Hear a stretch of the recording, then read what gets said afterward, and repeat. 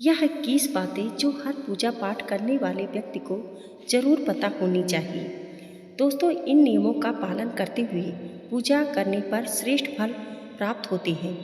देवी देवताओं को पूजने से मन को शांति मिलती है और घर से दुख दर्द दूर होते हैं। इसी कारण पुराने समय से ही ये परंपरा चली आ रही है। कहते भी हैं कि जब कुछ समझ में ना आए तो सब भगवान पर छोड़ देना चाहिए, वो सब अच्छा ही करते हैं।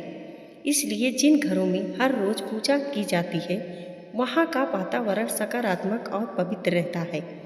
दरिद्रता दूर रहती है। दीपक और अगरबत्ती के धुएं से स्वास्थ्य लाभ होता है। इससे नुकसान पहुँचाने वाले सूक्ष्म कीटाणु मर जाते हैं।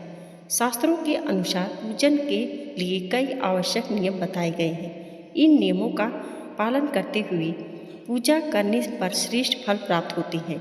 महालक्ष्मी सहित सभी देवता की कृपा मिलती है। यहाँ जानिए 21 नियम जो घर के मंदिर में पूजा करते समय ध्यान रखना चाहिए।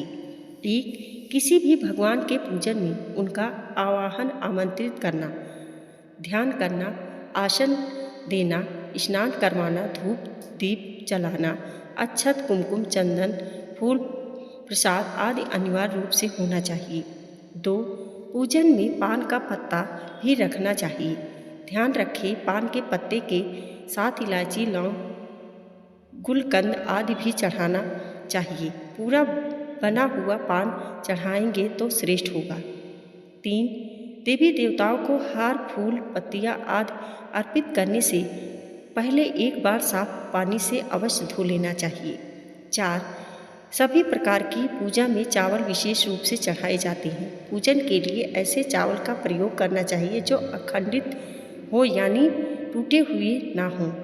चावल चढ़ाने से पहले इन्हें हल्दी से पीला करना बहुत शुभ माना जाता है।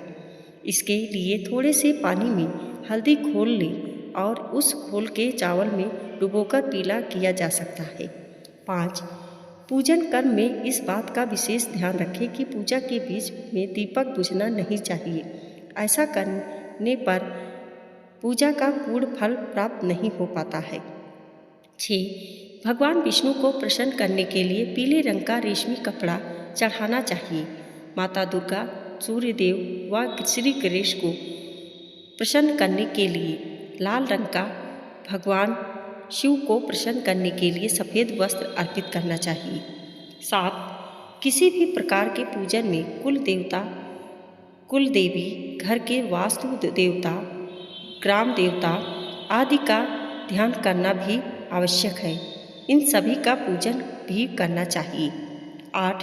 पूजन में हम जिस आसन पर बैठते हैं उसे घर पैरों से इधर उधर खिसकाना नहीं चाहिए। आसन को हाथों से ही खिसकाना चाहिए। 9. यदि आप प्रतिदिन घी का एक दीपक भी घर में जलाएंगे तो घर के कई वास्तु दोष भी दूर हो जाएंगे। 10. सूर्य, गणेश, दुर्गा, शिव और विष्णु ये पंचदेव कहलाते हैं। इनकी पूजा सभी कार्यों में अनिवार्य रूप से की जानी चाहिए।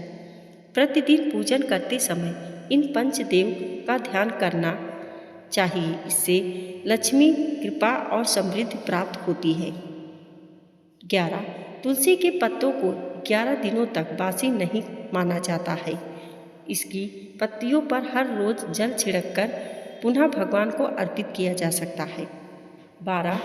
दीपक हमेशा भगवान की प्रतिमा के ठीक सामने लगाना चाहिए। कभी कभी भगवान की प्रतिमा के सामने दीपक न लगाकर इधर उधर लगा दिया जाता है, जबकि यह सही नहीं है। 13. घी के दीपक के लिए सफ़ेद रुई की बाती उपयोग किया जाना चाहिए, जबकि तेल के दीपक के लिए लाल धागे की बाती श्रेष्ठ बताई गई है। 14. पूजन में कभी भी खंडित दीपक नहीं जलाना चाहिए। धार्मिक कार्यों में खंडित सामग्री शुभ नहीं मानी जाती है। 15. शिव जी को बिल्व पत्र अवश्य चढ़ाएं और किसी भी पूजा में मनोकामना की सफलता के लिए अपनी इच्छा के अनुसार भगवान को दक्षिणा अवश्य चढ़ानी चाहिए। दान करना चाहिए। दक्षिणा अर्पित करते समय अपने दोषों को छोड़ने का संकल्प लेना चाहिए। दोषों को जल्दी से जल्दी छोड़ने पर मनोकामनाएं अवश्य पूर्ण होगी। 16 भगवान सूर्य की 7, श्री गणेश की 3, विष्णु जी की 4 और शिव जी की आधा एक परिक्रमा करनी चाहिए।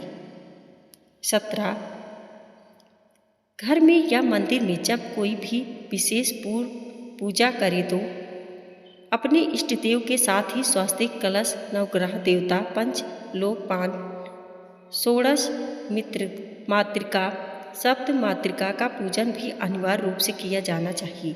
इन सभी की पूरी जानकारी किसी ब्राह्मण या पंडित से प्राप्त की जा सकती है। विशेष पूजन पंडित की मदद से ही करवाने चाहिए ताकि पूजा विधिवत हो सके। 18 घर में पूजन स्थल के ऊपर कोई कबाड़ या भारी चीज न रखें। 19 भगवान शिव को हल्दी नहीं चढ़ाना चाहिए और ना ही शंख से जल चढ़ाना चाहिए। 20 पूजन स्थल पर पवित्रता का ध्यान रखें। चप्पल पहनकर कोई मंदिर तक नहीं जाना चाहिए। चमड़े का बेल्ट या पर्स अपने पास रखकर पूजा ना करें। पूजन स्थल पर कचरा इत्यादि न जमा हो पाए। 21 मंदिर में लगे सूखे हार फूल हटा देने चाहिए। दोस्तों, वीडियो पसंद आई हो तो लाइक और सब्सक्राइब करें। हमारे वीडियो को देखने के लिए आपका बहुत बहुत धन्यवाद।